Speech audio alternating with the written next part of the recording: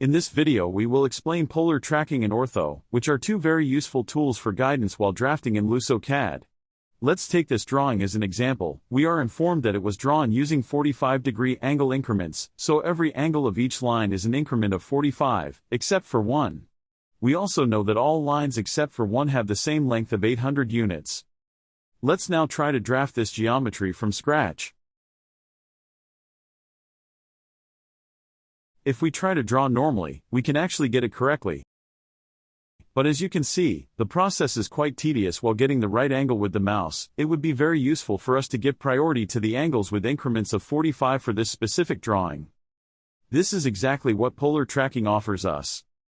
Below in the toolbar we can activate polar tracking, and by right-clicking it we get this list of degree increments. We can see 90, 30, 15, etc. We can also see that we have the option of selecting 45, which turns out is the increment we need for the drawing. 45 is already selected, so let's go back to drafting. Now whenever we start drawing a line we can see that a green guideline appears whenever we hover over an angle with a 45-degree increment, so 45, 90, 135, 180, 225, etc.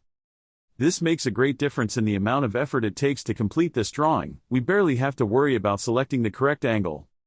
However, we mentioned there was a line that had a unique angle, outside of our 45-degree guideline.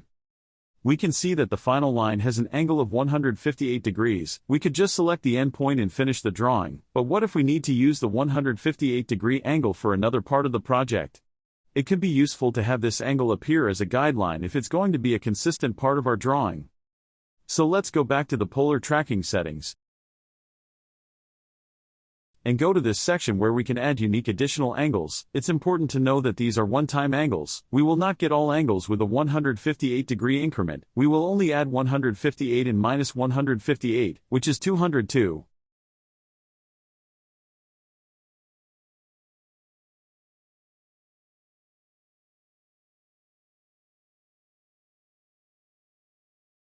And we can see that now whenever we draw a line, a green guideline appears at 158 degrees, even if it's not a 45-degree increment. Let's go back to the settings to explain the rest of the options.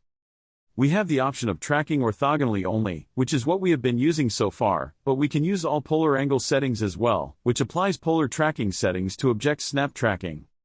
Finally, we can choose between absolute and relative to last segment polar angle measurement. If we choose relative to last segment, the polar angle will be measured each time we start from a new relative point.